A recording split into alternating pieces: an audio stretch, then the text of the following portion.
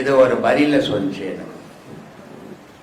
அந்த பதிலை சொல்லிட்டு நான் இதை செய்யட்டா வான்னு தாராளமாக செய்யின்னு சொன்னேன். ஏன்னு சொன்னேன்னா, ராமகிருஷ்ண பரமஹம்சர் ஒரு கதை சொல்றார். ஒரு பெரிய பாம்பு வழியில் பட்டுனது. யாரு போனாலும் அந்த வழியில் அது கட்சிட்டா செத்து போறான். அதனால அந்த தெரு பக்கமே, அந்த பாம்பு இருக்கிற பக்கமே யாருமே போறது கிடையாது. அப்போ இந்த பாம்பால ஊருக்கே பகையா மாறி போச்சு. இந்த மாதிரி ஒரு சாமியார் போறாரு அந்த வழியில. அப்போ ஊர் ஜனமெல்லாம் சொல்றது, அங்க ஒரு பெரிய பாம்பு இருக்குது, அந்த பாம்பு வந்து போறவங்க கட்சி கொண்டுட்டு நீங்களும் அந்த பக்கம் போகாதீங்க, வேற பக்கமா போகணும். இல்லை பரவாயில்லன்னு பார்த்துக்கிறேன்னு போனா இவரையும் கடிக்க வருது அந்த பாம்பு. கடிக்க வந்தவுடனே இவர் தான் சாமியாராச்சு, அந்த பாம்பை அடைக்கிறாரு. அடைக்கிட்டு என்ன சொல்றாரு, இனிமேல் நீ யாரையுமே கடிக்கக்கூடாது, உனக்கு ஊர் முழுக்க கெட்ட பேர் ஆகி போச்சு, அதனால நீ யாரையும் இனிமேல் கடிக்கக்கூடாதுன்னு சொல்லிட்டு போயிட்டார். சரி சாமியார் சொன்னாருன்னு பாம்பு கேட்டுக்குன்னு படுத்துக்குச்சு. இது கடிக்கும்போது யாருமே அந்த தெரு பக்கம் போல. இது கம்மனு பட்டு ஒன்று கண்டவன் போய் கல்லத்தை அடிக்கிறான். கல்லத்தை அடித்து அதுக்கு உயிர் போகிற அளவுக்கு குட்டு உயிரும் கொலை உயிரமா நின்று போச்சு. ஒரு வாரம் பொறுத்த சாமியார் அந்த வழியில் வராரு. வரும்போது பார்த்தா பாம்பு சாவர மாதிரி இருக்குது. அப்போ கேட்குறாரு அந்த சாமியார், ஏன் பாம்பே இந்த மாதிரி கோலம் ஆகிட்ட, நல்லா தானே இருந்த அப்படின்னு கேட்குறாரு. கேட்ட உடனே பாம்பு சொல்லுது, இல்லை சாமி, நீங்கள் தான் சொன்னீங்க யாரையுமே கடிக்கக்கூடாதுன்னு சொல்லிட்டு, அதனால் நான் யாரையுமே கடிக்காதுன்னா, கடிக்கிற வரைக்கும் யாரையும் என் பக்கம் கூட வர்றதில்லை. உங்கள் பேச்சை கேட்டு நான் கடிக்காது இருந்தேன், கடிக்காது இருந்ததெல்லாம் கண்டவன் கல்லே தச்சு கொடுத்து என்னை கொல்ற போது உயிரும் கொலை உயிரும் ஆக்கிட்டான் அப்படின்ட்டு. உன்னை கடிக்கக்கூடாதுன்னு தான் சொன்னேன், சீரக்கூடாதுன்னு சொல்லலை. உன்னுடைய பாதுகாப்புக்கு நீ சீரு, நான் பல பேரை கடிச்சு கொள்ளாதுன்னு தான் உனக்கு சொல்லிட்டு போனேன் அப்படின்னு அந்த பாம்பை எடுத்து சாமியார் குணப்படுத்தி விட்டுட்டு வர்றாரு. அது மாதிரி இந்த பெண்ணு கணவன் இல்லாத பெண்ணு, இதுக்கு ஒரு பாதுகாப்பு வேணும். இது சரியா தப்பான்ச்சு, சரிதாம்மா நீ அப்படியே போமான்னு இல்லையா. இது யாரையும் கடிக்கலைன்னா கூட தனக்கு ஒரு பாதுகாப்பு ஒன்று சீரணும் இல்லையா, அதுக்கு தான் அது வழின்னு சொன்னேன்.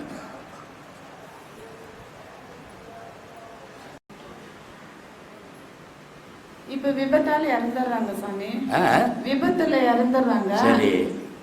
நார்மலா இறக்குறவங்க வந்து கரெக்டா அவங்க இதுல போய் சேர்ந்துடுவாங்க அப்படின்னு சொல்லியிருக்கீங்க. இவங்க வந்து இங்கேயே தான் இருப்பாங்க, அப்ப அவங்களுக்கு நினைவு இருக்குமா சாமி? ஒரு உடல் இருக்கிற வரைக்கும் தான் ஒரு மனுஷனுக்கு நினைவு. உடல் மறைஞ்சு போய் விழுந்து போச்சுன்னா ஆன்மாவுக்கு நினைவு கிடையாது, ஆன்மாவில் பேதம் கிடையாது. உடலுக்கு தான் இது என் பொண்டாட்டி, இது என் புள்ள, இது என் வீடு, இது என் வாசல்னு தெரியும். ஆன்மாவுக்கு எது வாசல், எது பொண்டாட்டி, எது புள்ளன்னு தெரியும். அந்த உடல் தான் அடையாளம். அந்த உடல் இல்லைன்னா அதுக்கு அடையாளமே கிடையாது. மண்ணிலே இருக்கு இல்ல சாமி, இப்ப மண்ணிலே தான் இருக்கும் அந்த காலகட்டம் வரை வரையிலும். மண்ணில் நாயா பேயா அழிஞ்சு கிடப்பாங்க. ஆனால் அலைஞ்சாலும் அது ஒரு கர்ப்பம் கிடைக்கிற வரைக்கும் அதுக்கு ஒரு உடல் கிடைவதற்கு அது அலையும், நினைவு கிடையாது. அந்த உடல்ல பூந்துதுன்னா எந்த உடல்ல பூண்டோ அந்த உடலுக்கு ஏற்ற நினைவோடு தான் அது வாழும். முன்னாடி இருந்த நினைவு இருந்துச்சுன்னு சொன்னா, இப்ப நான் என் பொண்டாட்டியை கட்டிக்கினேன், எனக்கு முன்னாடி என் பொண்டாட்டியை விட ரொம்ப அழகான பொண்டாட்டியை கட்டிக்கின்னு இருந்தேன். அப்போ இப்போ என்ன தோணும் எனக்கு, இவ எதுக்கு இங்க அவ்வளோ அழகான பொண்டாட்டி இருந்தாலே தானே தோணும் எனக்கு. அந்த நினைவு இல்லாதானே, இல்லை இவ தான் பொண்டாட்டின்னு வாழறேன். எந்த உடல்ல இந்த ஆன்மா கூடுதோ அந்த உடலுக்கு ஏற்ற பக்குவத்தோட, அந்த நினைவோட, அந்த உறவோட தான் வாழும். அது மாதிரி எந்தெந்த உடல் விழுதோ அந்த நினைவுகள் எல்லாம் அது இழந்துடும். ஏன்னா அது வச்சிருந்த நினைவெல்லாம் உடல் மேல, உடல் மண்ணுக்கு போயிடுச்சு. அதனால அதுக்கு எந்த நினைவும் கிடையாது. அதனால தான் நான் சொல்றது, இப்போ உடல் மேல நினைவு வைக்காதீங்க, உயிர் மேல நினைவு வைங்க. உயிர் அழியாதது, அந்த நினைவு பிறப்பு பிறப்புக்கு தொடர்ந்து வரும்.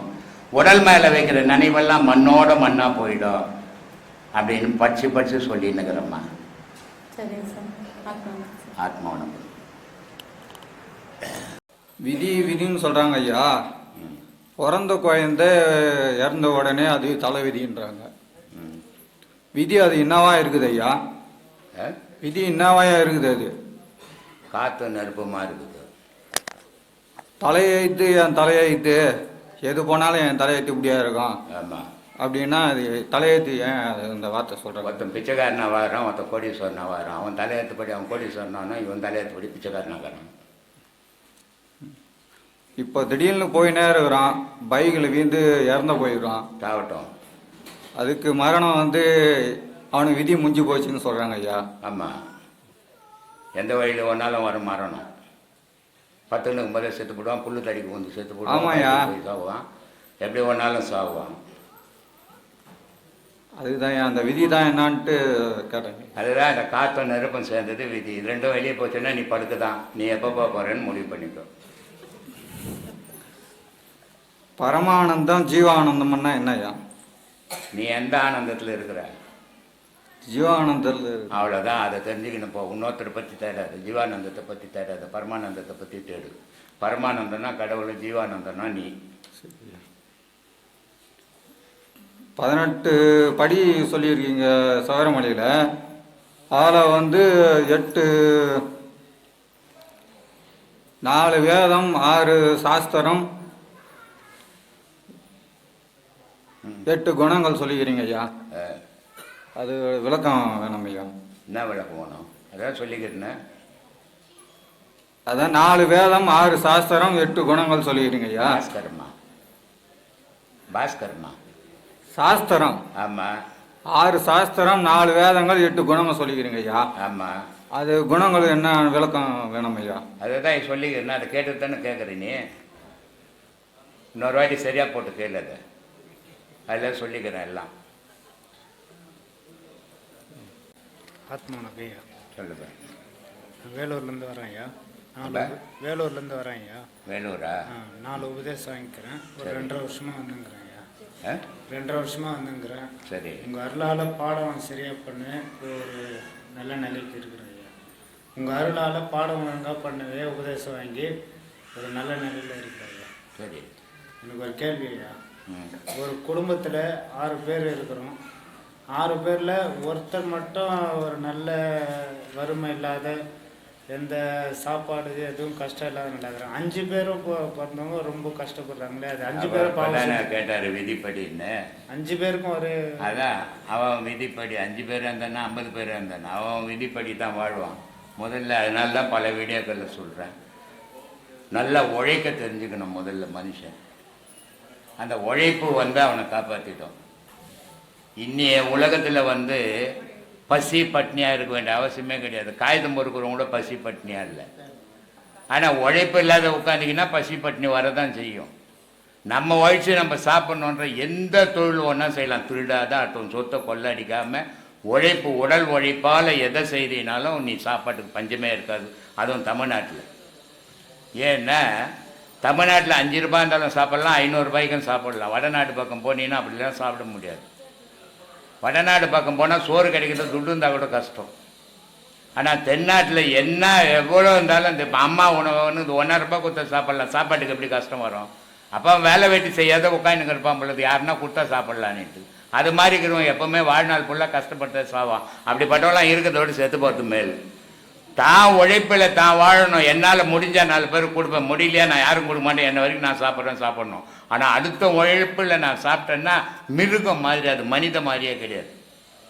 அதனால் உழைக்க கற்றுக்கணும். உழைக்காமல் ஊதியம் வராது, உழைச்சால் துன்பம் வராது. அதை உழைக்க கற்றுக்குங்க முதல்ல. உழைக்கலைன்னா சோறு வராது, எதுவும் வராது. யாராவது பாவம் பார்த்து போட்டால் பிச்சை எடுக்கிற கதை அது. அந்த மாதிரி வாழக்கூடாது. சொல்லு ஐயா. இப்போ நம்ம செய்கிற நல்லதும் கெட்டதும் வந்து நம்ம தான் செய்கிறோம். ஆனால் வந்து அது நம்ம பிள்ளைக்கு எப்படி போய் செய்கிறோம் ஐயா? உன் பிள்ளை எங்கேருந்து பிறந்தது? தனியாக பிறந்ததா? நீயும் உன் பொண்டாட்டியும் சேர்ந்து பிறந்ததா? 2 பேரும் சேர்ந்து. அப்போ அதில் தானே போச்சு, அந்த விந்தில் தானே போச்சு அந்த பாவம். அப்போ அதை அனுபவிச்சு தானே ஆகும் உன் பாவத்தை. நாங்கள் தானே செய்யறது நாங்கள் தானே. செய்தது நீ தான்ப்பா. உன் உடம்புல இருந்தானே அதுக்கு போச்சு. அது எப்படி உன் பிள்ளைன்னு சொல்கிற? பாவம் நீ தான் பண்ண. உன் புள்ள நீ எப்படி சொல்கிற? இன்னொன்று போய் அது ஏதோ ஒன்று பிறந்தது, அது எப்படி உன் புள்ளன்னு சொல்கிற? எதை வச்சு சொல்கிற உன் புள்ளன்ட்டு?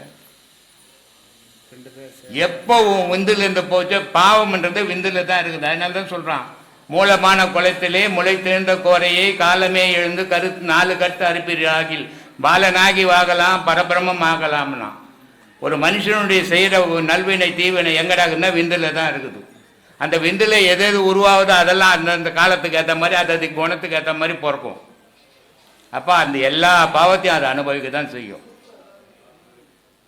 ஏன் அது ஏன் நான் தானே செய்தேன், அது ஏன் பிறந்துட்டு பிறகு செய்யறது உனக்கு தான் சொந்தம். ஆனால் பிறக்கிறதுக்கு முன்னே செய்ததெல்லாம் அதுக்கு தான் சொந்தம். உன் சொத்து வச்சிருந்தா யாருக்கு சொந்தம்? பக்கத்து வீட்டுக்காரனுக்கு கொடுப்பியா? அப்போ யாரும் எடுத்து பார்த்தேன்? அப்போ உன் பாவமாக அதான் எடுத்துக்கும் தெரியணும். அப்போ ஆசை தான் பிறப்புக்கு காரணம். ஆசை தான் பிறப்புக்கு காரணம். பிறப்பு ஆசை மட்டும் காரணம் இல்லை, எல்லாமே காரணம். பிறப்புக்கு ஆசை மட்டும் காரணம் இல்லை, துன்பத்துக்கு அடிப்படையே ஆசை தான். ஆசை அடங்குச்சுன்னா துன்பம் அடங்கிடும். எவ்வளோ ஆசைப்படுறோம். அதனால தான் சொன்னான் திருமூலர், அருமையின் அருமையின் ஆசை அருமையின் ஈசனுடன் இருப்பினும் ஆசை அருமையின். ஆசைப்படப்பட ஆய்ந்து வரும் துன்பங்கள் ஆசை விட விட ஆனந்தமாமேன்னா. அதனால ஆசை எவ்வளோ நம்ம ஆசைப்படலாம், தேவைக்கு ஆசைப்படுற தப்பு இல்லை. தேவைக்கு மேலே ஆசைப்பட்டோம்னா துன்பம் வரும். நம்ம தகுதிக்கு மேலே ஆசைப்படக்கூடாது. நம்ம தகுதி என்ன அதை பார்க்கணும். ஒரு கம்பெனியில் வேலை செய்கிறான், ஒருத்தனுக்கு 1.5 லட்ச ரூபா கொடுறான், ஒருத்தனுக்கு 50,000 ரூபாய் தான் சம்பளம். எனக்கு 1.5 லட்ச ரூபா போனோன்னா கிரிமினல் வேலை தான் செய்யணும். அப்போ துன்பம் வரதான் செய்யும். அது மாதிரி ஆசையை குறைச்சால் துன்பம் குறைஞ்சிடும், ஆசையை வளர்த்தா துன்பம் அதிகரிச்சிடும். ரொம்ப நன்றி. எல்லாம் புகழும் இறைவனுக்குன்னு சொல்லிக்கிறாங்க சாமி. சரி, அப்படி சொல்லியிருக்கப்போ அந்த இறைவனை காட்டுற குருவுக்கு என்னுடைய வணக்கங்கள். சரி. அப்புறம் குருசாமி, இப்போ மூலாதாரத்தில் வந்து விநாயகரை காமிச்சு உச்சத்தில் இருக்க சிவனை காட்டின குருக்கு வணக்கம். சரி. அப்புறம் சாமி, இந்த கார்த்திகை மாதத்தில் வந்து ஐயப்பனுக்கு மாலை போடுறாங்க. கார்த்திகை மாதத்தில் ஐயப்பனுக்கு மாலை போடுறாங்க. 48 நாள் விரதம் இருந்து இதெல்லாம் வந்து சரி இருக்குதா சாமி? சரியை கிரியை அவன் மனசுக்கு எது செய்கிறானோ அது சரின்னு பார்த்தா தான் செய்வான். அப்புறம் நீ போடுறியா மாலை? 18 வருஷம் போய். அவ்வளோதான். போ 18 வருஷம் போய் என்ன பார்த்த? அதுதான் சாமி, இதுதான் சாமி நான் கேட்டேன் ஐயப்பன்கிட்ட. என்ன கேட்டேன்? ஒரு நல்ல குருவை காட்டுன்னு கேட்டேன். ஐயப்பன் தராங்க. ஐயப்பன் தான் சிலையை தான் சாமி வழிபடுறோம்.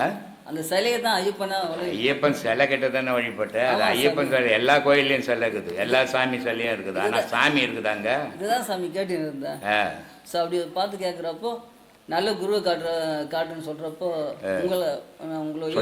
சொன்னாரா இல்லை எனக்கு இங்கே இருக்கிறவங்க எல்லாரும் யூடியூப் பார்த்து தான் வந்துக்கிறாங்க. ஐயப்பன் சொல்லி வரல. இல்லை சாமி, ஏன்னா ஐயப்பன் பேசினான்னா இங்கே நீ வந்துருக்க சாமி. இவ்வளோ நாளாக வந்து நான் வந்து அதான்பா ஐயப்பன் பேசியிருந்தான்னா நீ இங்கே வந்திருக்க மாட்டேன். ஐயப்பன் கோயிலே படுத்துன்னு இருந்திருப்பேன். ஐயப்பன் பேசாததால் தான் இங்கே வந்திருக்கிற. அதனால கடவுள் சிலை வந்து எப்பவுமே பேசாது. நீ ஏன் மனசுல கற்பனை பண்ணிக்கின? ஐயப்பங்க நல்ல குருவை காட்டினார். யூடியூப் ஏன் பார்த்தா சாமி? யூடியூப் ஏன் பார்த்தா? அப்பதான் செல்ல வாங்கணும் சாமி. அதனால போட்டு பார்த்துருந்தா இல்லை என்னென்ன வருதுன்னு வண்டி பார்த்துன்னு இருந்தேன். அதில் நானும் வந்துட்டேன் போல இருக்குதாங்க நடுவில். ஆமாம் சாமி. ஆனால் நீங்கள் பேசல உண்மையாக தான் இருக்குது சாமி. எல்லாம் உண்மை மட்டும்தான் பேசணும், வேற என்ன பொய்ய பேசணும்? அதுக்கப்புறம் நான் இங்கே வரத்துக்கு பாட்டு வந்துங்கிறேன் பஸ்ஸில். அப்படியே திரும்பி போயிடலான்னு தோணுது. போறதானே? இல்லை பரவாயில்ல, நமக்கு அந்த குருவை பார்த்தே ஆகணும். அந்த வைராகியத்தில் நான் வந்தேன் சாமி. நீ வண்டி வரல, இவ்வளோ பேரும் வைராகியத்தில் வந்துக்கிறாங்க. 2 நாளாக வைராகியத்தில் தான் வர. 2-3 வருஷம் எங்கேருந்து வர? தாம்பரம் சாமி. தாம்பரத்துலேருந்து வரத்துக்கு ரொம்ப வைராகியமாக வந்துக்கிறார். அமெரிக்காவிலேருந்து வந்துக்கிறார். நேற்று மலேசியாவிலேருந்து ஒரே ஒரு பொம்பளை சிங்கப்பூர்லேருந்து வந்துக்குது. அது எவ்வளோ வைராக்கியமாக வரணும் பாரு. இதில் வந்து தூரம் இல்லை சாமி, மனசு தான் சாமி காரணம்.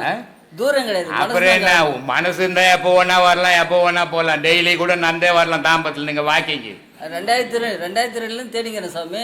தேடு நல்லா தேடு. இன்னும் 2 வருஷம் தேடுறது தானே. அப்படி தேடுறப்ப எனக்கு கிடைக்கல அந்த டைம்லாம். செல்லு இல்லை பொழுது. அப்பெல்லாம் எங்க சாமி செல்லு? ஃபோன் தான் சாமி. சொல்லு, என்ன விஷயமா வந்தாத்த சொல்லு. என்ன சாமி? உன் சொந்த கதையெல்லாம் இங்கே எனக்கு வேணாம். நான் ஒன்றும் நாடகம் இதெல்லாம் சினிமா எடுக்கல. எதுக்காக வந்த, என்ன கேட்க வந்த? அதான் சாமி, ஒரு நிமிஷம்.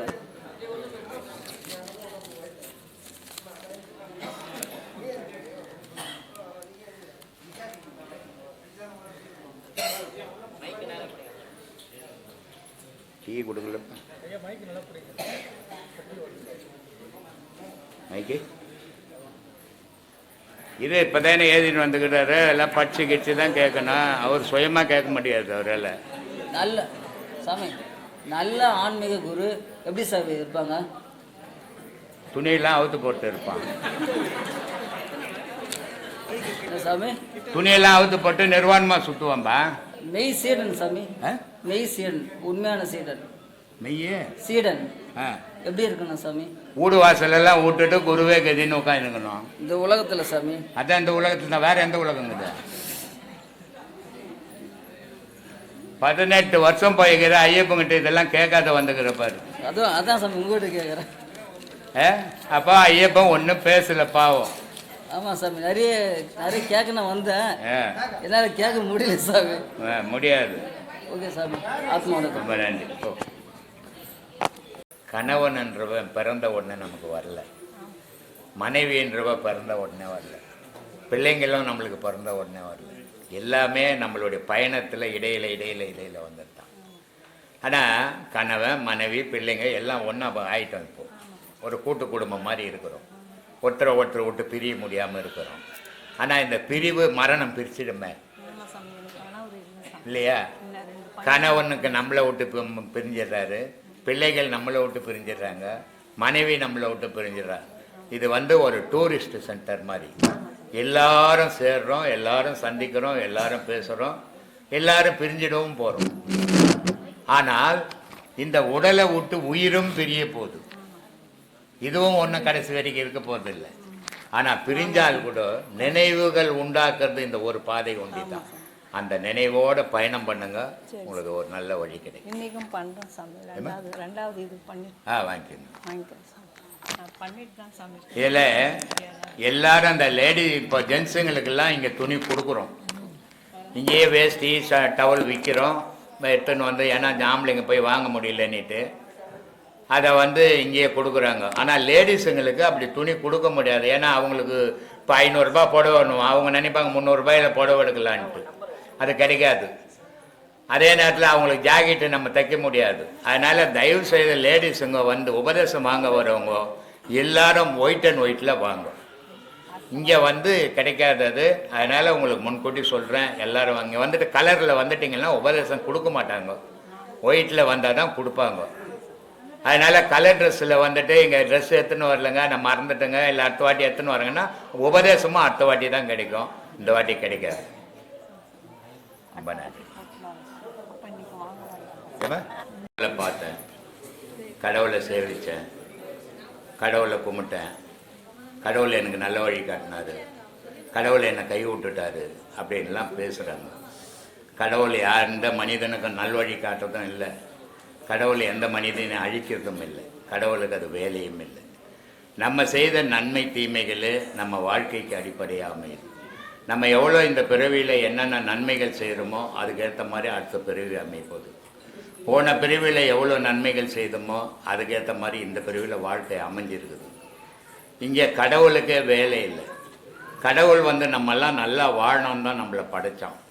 ஆனால் நம்ம ஆசையால் நம்ம வீணான சேத்துல பிறந்த மாதிரி பிறந்து இறைவனே நம்மளை தேடினா கூட இறைவனுக்கே நம்மளை அடையாளம் தெரியாத அளவுக்கு நம்ம மாறி போய் நிற்கிறோம். கடவுளை நேரடியாக பார்த்தா என்ன ஆகும் அப்படின்னு சிவவாய்க்கர் சொல்கிறாரு. அதனால் சொல்கிறார், பார்த்தது ஏது பார்த்திடில் பார்வை ஊடழிந்திடும். கடவுளை நேராக பார்த்தா நான் பல வீடியோக்களில் சொல்லிக்கிறேன். மகான்கள் இந்த பூமிக்கு வருவாங்க, இறைவனால் அனுப்பப்படுவாங்க. ஒவ்வொரு மகானும் ஒவ்வொரு காலகட்டத்தில் ஒவ்வொரு மக்களை நல்வழிப்படுத்துறதுக்காக இறைவனால் அனுப்பப்படுறவங்க மகான்கள். ஆனால் மனிதர்கள் அப்படி இல்லை. தாய் தந்தையினுடைய ஆசையால் இந்த மனிதர்கள் இடையில் பிறந்து அவன் துன்பத்திலே விழுந்து இங்கேயே ஜனனம் இங்கேயே மரணம். இறைவனுக்கும் இவங்களுக்கும் தொடர்பே இல்லை. ஆனால் அந்த இறைவனுடைய தொடர்பை ஏற்படுத்துறது தான் யோகம். யோகம்ன்றது ஒரு ஏணிப்படி மாதிரி. அதை எதுவோ கோயிலுக்கு போனேன், ஒரு 6 மணி நேரம் நிம்மதியாக இருந்தேன், திருப்பி வீட்டுக்கு வந்தோடனே பழைய நிலைக்கு ஆகிட்டேன். இந்த யோக பாதையில் அப்படி இல்லை. மரணம் வரைக்கும் நிம்மதியாக இருப்பேன், மரணம் வரைக்கும் தைரியமாக இருப்பேன். அதுக்காக தான் இந்த படம். அப்படி கடவுளை கண்டான்னா அவன் கண்ணு போயிடும். ஏன்னா பல மகான்களை அனுப்புறதுக்கு காரணம் சூரிய சந்திரனை விட அதிகமான உஷ்ணம் உள்ளவன் இறைவன். இறைவன் ஒரு பெரும் நெருப்பு, பெரும் சுடர். அதுக்கு ஜாதி கிடையாது, மதம் கிடையாது, இனம் கிடையாது, குலம் கிடையாது, வேற்றுமை கிடையாது, இரவு கிடையாது, பகல் கிடையாது. அப்படிப்பட்ட இறைவனை நேரடியாக மனுஷன் பார்த்தான்னா இவனுடைய புறக்கண்கள் அழிஞ்சிடும். சாதாரணமாக வானத்தில் மழை பெய்யும் போது ஒரு மின்னல் வரும், அந்த மின்னலை பார்த்தாவே கண்ணு போயிடும். ஆனால் அந்த மின்னல் மாதிரி கோடி மின்னல் சக்தி பவர் உள்ளவன் இறைவன். அதை பார்த்தா இந்த கண்ணு நிற்குமா? நிற்காது. அப்போ யாரால தான் பார்க்க முடியும்? மகானால் மட்டும்தான் பார்க்க முடியும். அது எந்த கண்ணால் பார்க்க முடியும்? நெற்று கண்ணால் மட்டும்தான் பார்க்க முடியும். ஏன்னா அது மட்டும்தான் எவ்வளோ உஷ்ணம் வந்தாலும் தாங்கக்கூடிய கண் அது. அதனால் மகான்களுக்கு அந்த கண் இருந்ததால் இறைவனை பார்க்க முடிஞ்சது, பேச முடிஞ்சது, கேட்க முடிஞ்சது. ஆனால் சராசரி மனுஷனால் முடியாது. ஆனால் இவன் கற்பனையில் நான் கடவுளை கண்டேன், பார்த்தேன், பேசினேன்னு ஏதோ பிரமையில் சுற்றின்னு சொல்லிக்கின்னு இருக்கிற விஷயம், இதெல்லாம் சாத்தியமில்லாத விஷயம். இதை சிவவாக்கியர் ரொம்ப அழகாக சொல்கிறாரு. பார்த்தபோது பார்த்திடில் பார்வை ஊடழிஞ்சிடும், கண்ணு போயிடண்டா அவனுக்கு பார்த்தேனாத்த அப்படின்ட்டு. கூர்த்தனாய் இருப்பரேல் குறிப்பில்லா சிவமதாம் பார்த்த போதெல்லாம் பார்வையும் மிகுந்து நீர் பூவுமாய் காயுமாய் பொருந்துவீர் பிறப்பிரே. கடவுளை ஒரு மனிதன் பார்த்துட்டான்னா அவன் எப்படி பார்ப்பான்னா, அவன் உலகப்பற்று இல்லாதவனால் அந்த நெற்றிக்கண்ணால் பார்க்க முடியும். அதுதான் மூன்றாவது கண்ணுன்றது. அந்த மூன்றாவது கண்ணால் மட்டும்தான் இறைவனை பார்க்கக்கூடிய சக்தி உண்டு. இந்த புறக்கண்ணுக்கு அந்த சக்தி கிடையாது. அதனால தான் இந்த 3 பாடம் வரைக்கும் கண் திறந்து பாடம் பண்ணுங்க, நான் 4வது பாடத்தில் கண்மூடி பாடம் பண்ணுங்கன்னு பாடத்தை கொடுக்குறோம். இதெல்லாம் ஏதோ சும்மா புக்கில் படிச்சுட்டு கொடுக்கறது இல்லை. ப்ராக்டிக்கலாக நான் ஒரு 10 வயசுலேருந்து இதை அனுபவித்து கிட்டத்தட்ட 65 வருஷமாக இதை ஆராய்ஞ்சி, இது உண்மையா பொய்யா, கடவுள் இருக்குதா இல்லையா, கடவுளுக்கும் நமக்கு என்ன தொடர்பு, துன்பத்துக்கும் கடவுளுக்கும் என்ன தொடர்பு, இதில் எல்லாம் ஆராய்ஞ்சி தான் உங்களுக்கெல்லாம் பாடம் கொடுக்குறேன். நான் ஏதோ புக்கை படிச்சுட்டு உங்களுக்கு பாடம் கொடுக்கறது கிடையாது. புக்கை படிச்சுட்டு பாடம் கொடுத்தோம்னா நீங்கள் கேள்வி கேட்டால் என்னால் பதில் சொல்ல முடியாது. ஏன்னா அது புக்கில் இருக்கிறத சொன்னேன் நான். ஆனால் இந்த பாடத்தில் சந்தேகங்கள் வந்தால் யார்கிட்ட உபதேசம் வாங்கினீங்களோ அவங்கள கேளுங்கன்னு சொல்கிறேன். ஏன் சந்தேகத்தோடு பாடம் பண்ணக்கூடாது, தப்பாக மட்டும் பண்ணக்கூடாது. இது உயிர் கலை. உடல் பயிற்சி எப்படி ஒன்றாலும் பண்ணலாம், ஆனால் இது உயிர் மிஸ் ஆச்சுன்னா இதுக்கு வைத்தியம் பண்ணுறதுங்க டாக்டர் கிடையாது. அந்த மேலே இருக்கிற டாக்டரால் மட்டும்தான் பண்ண முடியும். அதனால் இதை செய்யறத ஜாக்கிரதையாக செய்யணும்னு சொல்கிறேன். அதுக்கு தான். அப்படிப்பட்ட கடவுளை நம்ம வழிபடணும்னா என்ன செய்யணும்? முதல்ல நம்மளை பார்க்கணும். நம்மளை பார்க்க தெரிஞ்சுக்கிற வழியை தேடணும். அதுக்கு ஒரு நல்ல குரு வேணும். அப்போ தான் நம்மளை நம்ம பார்க்க முடியும். அப்படி நம்மளை நம்ம பார்த்தா தான் நம்மளை படைத்தவனையும் பார்க்க முடியும். அதனால தான் ஒரு சபை வண்டியில் எழுதியிருக்கிறான், படைத்ததெல்லாம் விட்டு விட்டு படைத்தவனை நோக்கி பயணம் பண்ணுறான். ஒரு மனிதன் இறந்தான்னா உடல் இருக்கிற வரைக்கும் அவனுக்கு அடையாளம். உடல் இருந்தால் என் தங்கச்சி, எங்கள் அம்மா, எங்கள் அக்கா, என் அண்ணன், என் தம்பின்னு உடல் இருக்கிற அடையாளம் தான் சொல்கிறோம். ஆனால் உடலை விட்டு உயிர் பிரிஞ்சால் அதுக்கு ஒரு அடையாளமே கிடையாது. அது யார், எப்படி இருக்குது, என்னவா இருக்குதுன்னு இந்த மனிதனால் அறிய முடியாது. அறிய முடியாத போது எங்கள் அக்கா கிட்ட பேசுனேன், எங்கள் அம்மா கிட்ட பேசுனேன், எங்கள் தாத்தா வந்தாருன்னெலாம் சொல்கிறதெல்லாம் ஒரு பிரம்மை, மன பிரம்மை. அது சாத்தியமில்லாத விஷயம். அந்த உடல் தான் மனிதனுக்கு அடையாளம். அந்த உடலையே நம்பி வாழறீங்க. அந்த உடலை மறங்க, உயிரை நினைங்க. உயிர் அழியா பொருள், உடல் அழியிற பொருள். அதில் எவ்வளோ ஞாபகத்தை ஊட்டினாலும் உடலில் அது மண்ணோட மண்ணாக போக போகுது. ஆனால் உயிரில் மூட்டுற ஞாபகம் ஒரு பிறவிலையும் அழியாத ஒவ்வொரு பிறப்பும் எடுக்குது. அந்த பிறப்பு சரியான வழியாக போய் இறைவங்கிட்ட சேர்க்கும். அதுக்காக தான் உங்களுக்கு இவ்வளோ கிட்டத்தட்ட 40 வருஷமாக இந்த நான் மக்களுக்கு சொல்லிக்கின்னு இருக்கிறேன். இது பல கோடி மக்கள் இன்றைக்கி கிட்டத்தட்ட 15 கோடி பேர் நம்ம வீடியோவை பார்க்குறாங்க. பல ஆயிரம் பேர் எனக்கு ஃபோன் பண்ணுறாங்க. வெளிநாடுகள்லேருந்து நிறைய சீடர்கள் கிட்டத்தட்ட ஒரு 5 வருஷமாக வந்துக்கின்னு தான் இருக்கிறாங்க. அந்த 5 வருஷமாக வந்தவங்க அவங்களுடைய அனுபவத்துக்கு ஏற்ற மாதிரி, அவங்கவுங்க உடல்நிலைக்கு ஏற்ற மாதிரி பயன்பெற்றிருக்கிறாங்க. இதுக்கு மன வலிமை ரொம்ப அவசியம். இதுக்கு மன வலிமை இல்லைன்னா இதை அடைய முடியாது. நிறைய பேர் வரீங்க, உபதேசங்கள் வாங்குறீங்க. அந்த உபதேசங்களை வாங்கி ஒரு மாதம் நல்லா தீவிரமாக பண்ணுறீங்க, திருப்பி பழைய நிலைக்கே போயிடுறீங்க. அதனால தான் நான் பல வீடியோக்களை சொல்கிறேன், இதை முடிஞ்சவங்க மட்டும் வாங்க, முடியாதவங்களாம் தண்டத்துக்கு வராதிங்க. அதனால் ஒரு பயணம் இல்லை, உங்களுக்கு தான் செலவு அப்படின்ட்டு. அதனால் தைரியம் வேணும், வைராக்கியம் வேணும். நான் என்னை அறியணும். என்னை அறியாமல் இந்த உலகத்தையே அறிஞ்சு எனக்கு என்ன பிரயோஜனங்குது? என்ன தெரியணும். முதல்ல நான் யாருன்னு என்ன தெரிஞ்சுக்கணும். நான் எதுக்காக பிறந்தேன், எதை சாதிக்க வந்தேன், எதை செய்துன்னு இருக்கிறேன்றதை தெரிஞ்சுக்கினால்தான் என்னுடைய பயணங்கள் சீராக இருக்கும். அந்த பயணத்தினுடைய முடிவு இறைவனுடைய பாதத்தில் இருக்கணும். அதுக்கு இந்த பாடம் அவசியப்படுது. அதனால் சீரான முறையில் போங்க, நல்ல வழியை உங்களுக்கு காட்டும். இன்னொரு முறையும் நான் ஆர்வப்படுத்துகிறேன். எப்படியாப்பட்ட மனுஷனுக்கும் கடைசி காலத்தில் ஒரு தள்ளாட்டம் வந்துடும். எந்த தெய்வப்பாடு உலகத்தில் எத்தனை மத வழிபாடு இருந்தாலும் சரி, அத்தனை மத வழிபாடும் மரணம் உண்டு. எல்லா தெய்வ வழிபாட்டிலையும் மரணம் உண்டு. இந்த மரண பயம் எல்லா மனிதருக்கும் உண்டு. ஆனால் இந்த கலை செய்கிறதால எந்த மரணத்திற்கும் அவன் அஞ்ச மாட்டான்.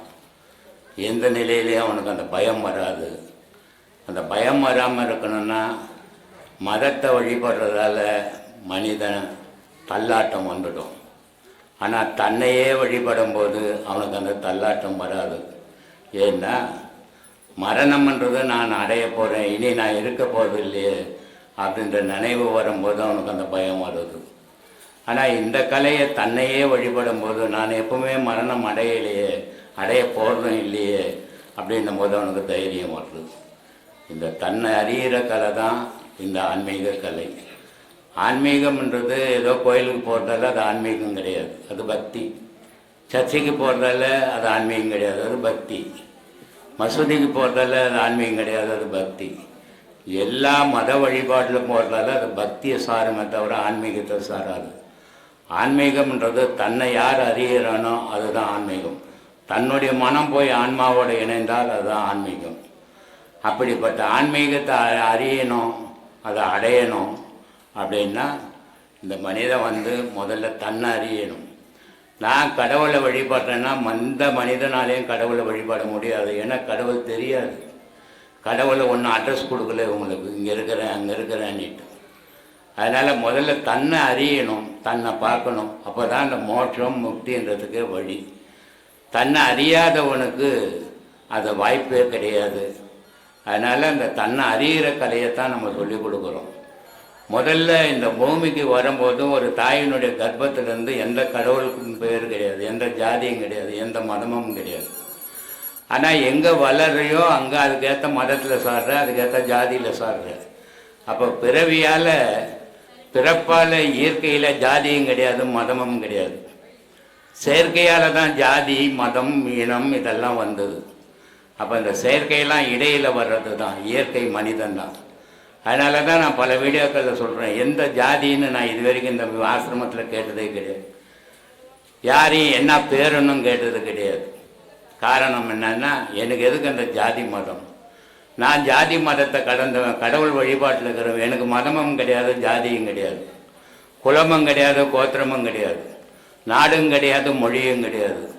எனக்கு தெரிஞ்ச மொழியில் எனக்கு தெரிஞ்ச என்னுடைய சிற்றறிவு கட்டின மாதிரி இந்த உலக மக்களுக்கு நான் என்ன சொல்லணுமோ அது என்னுடைய கடமைன்னு நான் சொல்லின்னுக்கிறேன்.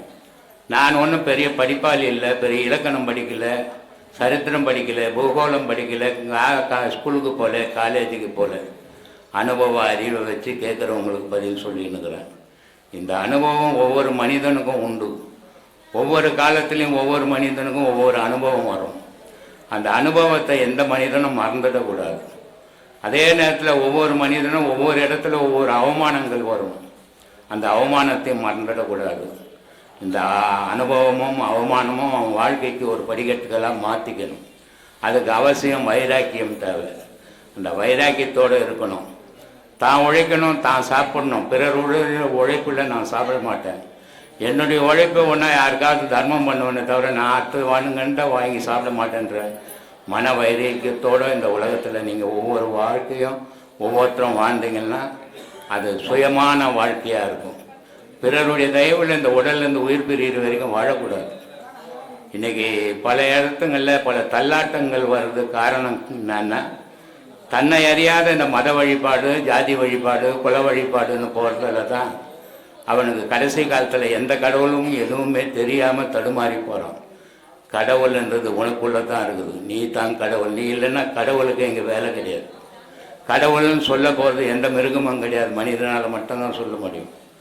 அப்படிப்பட்ட அற்புதமான மனிதனை படைத்த இறைவன் ஏன் இந்த மனிதனை படைத்தான், இந்த ஏன் துன்பத்தை படுறான் அப்படின்ற கேள்விகள் நிறைய பேருக்கு இருக்குது. ஆனால் இறைவனுடைய படைப்பில் நீ துன்பப்படணுன்னே உன்னை படைக்கலை. உன்னுடைய ஆசையே உன் துன்பத்துக்கு அடிப்படையாக மாறி போச்சு. அது காரணம் என்னன்னா, தேவைக்கு ஆசைப்படுறது தப்பே கிடையாது. தேவையற்ற அளவு மீறி ஆசைப்படும் போது துன்பத்தில் நம்ம விழுறோம், பல காரியங்களை செய்கிறோம். அதனால் அந்த துன்பங்கள் ஏற்படுது. இந்த மனம் அடங்கினா ஆசை அடங்கும், ஆசை அடங்கினா மனம் அடங்கும். இது ரெண்டும் காரணமாக இருந்து மூச்சு அடங்கணும். மூச்சு அடங்கக்கூடிய எந்த மத வழிபாட்டிலையும் கிடையாது. இந்த ஆன்மீகத்தில் மட்டும்தான், ராஜயோகத்தில் மட்டும்தான் மூச்சு அடங்கும் மனிதனுக்கு. மூச்சு அடங்குனா புலன் அடங்கும், புலன் அடங்குனா மனம் அடங்கும். மனமும் புலனும் அடங்கி போச்சுன்னா ஆசை அடங்கிடும். ஆசை அடங்கிச்சுன்னா அவன் துன்பத்திலிருந்து வெளிப்படுவான். யாருமே துன்பப்பட வேண்டிய அவசியம் கிடையாது. அதனால் தைரியமாக தன்னை வழிபட கற்றுக்குங்க. அதுதான் தைரியத்தை ஊட்டும். எந்த நிலையிலையும் கடவுளை என்னை காப்பாற்றுவோம், யாருடைய தெய்வம் தேவையில்லைன்ற தைரியம் உண்டாயிடும். அதுக்காக தான் இவ்வளோ பேசுகிறேன். இதை எல்லாரும் எடுத்துக்கணும் நடந்துப்பீங்கன்னு நினைக்கிறேன். இது அடுத்த மாதம் ஆசிரமம் அநேகமாக ஜனவரி பிப்ரவரியில் அண்ணாண்ட போயிடும். இது 2 மாதம் ஒரு மாதத்தில் 2 நாள் இந்த உபதேச வழிபாடு நடத்துகிறோம். ஏன்னா இங்கே இடம் பத்தலை, கூட்டத்துக்கு இங்கே இடம் பத்தாததால் அது 2 நாளாக வைக்கிறோம். ஒரு நாள் வச்சா பத்தலைன்ட்டு. அடுத்த மாதம் அநேகமாக ஜனவரி மாதம் அங்கே அந்த பக்கம் போயிடுவோம். அந்த பக்கம் போயிட்டோம்னா ஒரு 1500 பேர் 2000 பேர் கூட உட்காரலாம். அதனால் ஒரு நாள் ஆசிரமம், காலையில் வரணும், சாயந்தரம் போயிடணும். யாரும் இங்கே ராத்தங்கிற வேலை வச்சுக்கக்கூடாது. அதனால் அடுத்த மாதம் ஜனவரி மாதம் அந்த பக்கம் ஓப்பன் ஆகிடும், வேலை முடிஞ்சு அங்கே போயிடலாம். அடுத்த மாதம் 6ஆம் தேதி பௌர்ணமி வருது. 6ஆம் தேதி காலையில் வந்தீங்கன்னா 6ஆம் தேதி சாயந்தரம் போயிடலாம், வெள்ளிக்கிழமை. அதுக்காக தான் இவ்வளோ சிரமப்பட்டு அந்த ஆசிரமத்தை கட்டி இவ்வளோ பெரிய ஆள் கட்டியிருக்கிறோம். அந்த ஆள் எல்லாருக்கும், உலக மக்கள் எல்லாருக்கும் பயன் தரும். நான் மறைஞ்சாலும் நான் என்னுடைய செயல் மறையாது, நான் மறைஞ்சாலும் நீங்கள் செய்த உதவிகள் மறையாது. பல லட்சம் பேருக்கு அது பயன் தரும். அதுக்காக அதை செய்திருக்கிறோம். அதை பயன்படுத்திக்கலாம் அடுத்த மாதத்துலேருந்து. இல்லை அடுத்த மாதம் முடியலனாலும் பிப்ரவரி மாதம் அங்கே போயிடுவோம் கண்டிப்பாக. அது ஒரு நாள் உபதேசம்தான், ஒரு நாள் கிளாஸ் தான். எல்லாரும் உட்காரக்கூடிய வாய்ப்புகள் கிடைக்கும். வசதியாக உட்காரலாம். மழை வந்தாலும் வெயில் வந்தாலும் பிரச்சனை இல்லாமல். இங்கே மழை வந்தாலும் வெயில் வந்தாலும் கஷ்டமாக இருக்குது. அதனால தான் அங்கே அவ்வளோ பெருசு கட்டியிருக்கிறோம். அதுக்கு போயிடலாம். எல்லாருக்கும் நன்றி, வணக்கம்.